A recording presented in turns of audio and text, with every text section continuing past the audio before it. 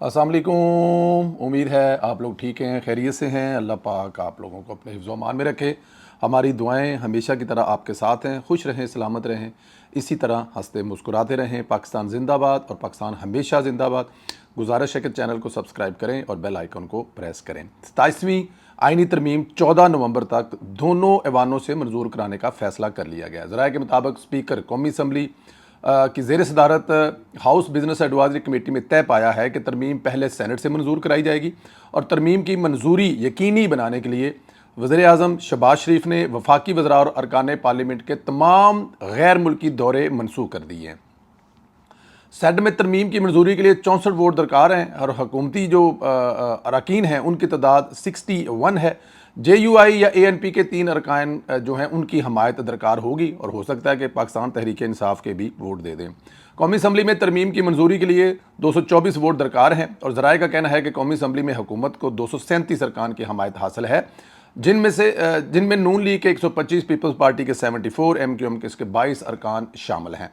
इनके अलावा पाकिस्तान मुस्लिम लीग नून के 5, इस्तेहकाम पार्टी के 4, मुस्लिम लीग फंक्शनल ज़िया पार्टी के जो हैं भी इसमें शामिल हैं। चेयरमैन PTI बैरिस्टर गोहर ने कौमी असम्बली में खिताब करते हुए 27वीं आइनी तरमीम को आइन की रूह के मुनाफी करार दिया। वफाकी वज़ीर तारिक फजल चौधरी ने कहा कि तरमीम को बंदराजा बनाने की कोशिशें काबिल मज़म्मत हैं। सेनेटर फैसल वाडा ने सरबराह JUI मौलाना फजल मान से मुलाकात के बाद कहा कि तरमीम की मंजूरी के लिए नंबर ज़्यादा हैं। मौलाना से नंबर ज़्यादा जो है वो मौलाना नंबर्स पर नहीं, आइनी तरमीम की शिकों पर बात हुई। मौलाना अपना फ़ैसला खुद करेंगे। तो अब हुकूमती अरकान जो हैं वो इसको पास करवाने के लिए, और ज़ाहिर है पाकिस्तान तहरीक इंसाफ हमेशा की तरह फड्डा डालने के लिए बिल्कुल तैयार बैठी है। फड्डा डालेंगे वो, लेकिन उनके फड्डा डालने का फ़ायदा होना कोई नहीं, क्योंकि उससे किसी किस्म की कोई भी जिसे आप कहते हैं ना, कोई फ़र्क नहीं पड़ेगा, बल्कि किसी से फ़र्क नहीं पड़ेगा। 3 अरकान चाहिए, वो कोई भी उठ के वोट दे देंगे और वो आपको पता है कोई इतना बड़ा काम है नहीं है। अमरीकी सदर डोनाल्ड ट्रंप ने पाक भारत जंग में 7 के बजाय अब 8 त्यारे गिराने का दावा कर दिया है। मियामी में बिजनेस फोरम से खिताब में अमरीकी सदर डोनाल्ड ट्रंप ने कहा कि पाक भारत जंग के दौरान मैंने कुछ सुना, अखबारात में आया कि 7 या 8 त्यारे गिराए गए। एक अखबार ने लिखा कि 7 त्यारे गिराए हैं और एक को नुकसान पहुंचा है। किसी अखबार का नाम नहीं लूँगा, ज़्यादातर झूठी खबरें देते हैं। ट्रंप ने कहा मगर यह हकीकत है कि पाक भारत जंग के दौरान 8 त्यारे गिरे। अमरीकी सदर ने एक बार फिर जंग रुकवाने का क्रेडिट लेते हुए दोनों मुल्कों के एटमी जंग को टैरिफ की मदद से रोकने का दावा किया। वाज़ेह है इससे कबल अमरीकी सदर मुतअद्दिद बार मुख्तलिफ पब्लिक फॉर्म्स पर यह बात कह चुके हैं कि पाकिस्तान ने हिंदुस्तान के 7 त्यारे गिराए हैं, और बल्कि उन्होंने कहा है जी को 7 तो गिराए हैं और जो 8वां है उसको बड़ी बुरी तरह डैमेज किया है। वो बेचारा मतलब इन्ना कुछ जख्मी होया है कि वॉन्डेड, हाँ जी, इन्ना कुछ जख्मी होया है, वो बेचारा राह लभदा फिरदा, थां लभदा फिरदा, केड़े हस्पताल से जावे। तो ट्रंप साहब जो हैं इस वक्त पाकिस्तान के सफ़ीर का किरदार अदा कर रहे हैं अमेरिका में, और दुनिया भर में पाकिस्तान की जंग जो कि ज़ाहिर है इंडिया भूलना चाहता है, इंडिया के लिए खौफनाक एक बड़ा बुरा सपना है, ख्वाब है, लेकिन ट्रंप उनको नहीं भूलने दे रहे। पाकिस्तान और अफ़गान तालिबान के दरमियान मुज़ाकरात का आज इस्तांबुल में तीसरा दौर होगा। वज़ीर दिफ़ा ख्वाजा आसिफ का कहना है कि मुज़ाकरात में पेशरफ्त का इम्कान होता है तभी बात की जाती है, अगर पेशरफ्त का इम्कान ना हो तो वक्त ज़ाया करने का किसी को शौक़ नहीं है। ख्वाजा आसिफ ने कहा कि पाकिस्तान का एक ही मौक़िफ़ है, अफ़गानिस्तान की सरज़मीन से पाकिस्तान पर हमले बंद किए जाएँ। उम्मीद है खित्ते में क़याम अमन के लिए अफ़गान तालिबान और दानिशमंदी से काम लेंगे। इससे कबल मुज़ाकरात का दूसरा और 25 अक्टूबर को इस्तांबुल में हुआ तवील और असाब शक्ल मुज़ाकरात का ये दौर अफ़गान सरज़मीन में से पाकिस्तान में होने वाली दहशतगर्दी के ख़ात्मे के लिए एक निकाती मुतालबा को पूरा करने में नाकाम हुआ। इन मुज़ाकरात के दौरान अफ़गान तालिबान बार बार काबुल और कंदहार से हदायत लेता रहा और दूसरों का वक्त ज़ाया करता रहा। मुज़ाकरात की नाकामी के बाद पाकिस्तानी वफ़द वतन वापसी के लिए रवाना हुआ था। इस्तांबुल एयरपोर्ट से तुर्किया की दरख्वास्त पर मुज़ाकरात को एक और मौका देने पर फिर वापस गया था। देखिए इसमें तो कोई शक नहीं है, अफ़गानिस्तान वाले बेचारे ना उनके कुछ पल्ले है ना उनके कुछ बस है। अब जो मुज़ाकरात करने आएंगे वो कोई ना कोई वहाँ तो एंड पे उन्होंने हदायत तो काबुल और कंदहार से ही लेनी है। अब काबुल और कंदहार जो है इस वक्त हदायत हिंदुस्तान से ले रहा है। अब हिंदुस्तान से हदायत लेकर अफ़गान क्या कर लेंगे, हाँ जी, तालिबान क्या कर लेंगे? वो मेरे ख्याल में इस वक्त जो अफ़गानिस्तान है वो ना कि पाकिस्तानियों के साथ जो कर रहे हैं, इस वक्त जो अफ़गान अवाम के साथ कर रहे हैं उसका रिएक्शन काफ़ी ज़्यादा बुरा आएगा तालिबान को। शायद तालिबान को इस बात का अंदाज़ा नहीं है।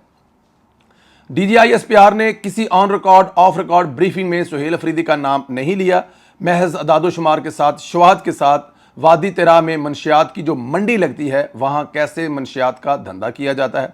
अब चोर की दाढ़ी में तिनका है तो चोर खुद सामने आ चुका है। जिक्र मंशियात माफिया का हुआ और वजाहतें सुहेल अफरीदी की हुकूमत दे रही है।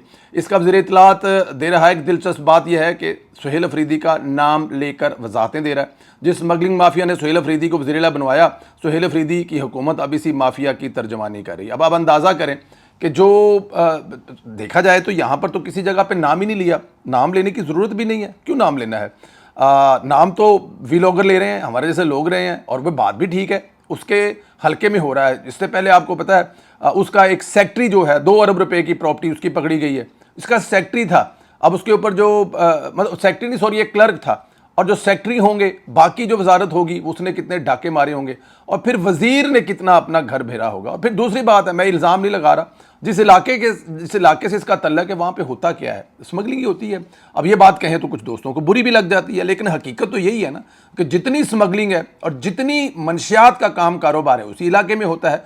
अब वज़ीर-ए-आला साहब जो अपना इलाका है, जो उनका अपना हलका है, उसमें अगर जो पुलिस वाले हैं उनको नौकरियों से फारिग किया जा रहा है सरपरस्ती करने के चक्कर में, तो इसमें बुरा मानने वाली बात कौन सी है। वजाहतें दें, आपका हक है, आपका राइट है, लेकिन इसमें कोई शक नहीं है कि ये नॉन कस्टम पेड वज़ीर-ए-आला अब स्मगलर और दहशतगर्द था ही, अब स्मगलर भी है, और स्मगलर के साथ साथ जो है वो वहाँ पर जो जिस तरह से वो चीज़ें चल रही हैं वो भी आपके सामने है।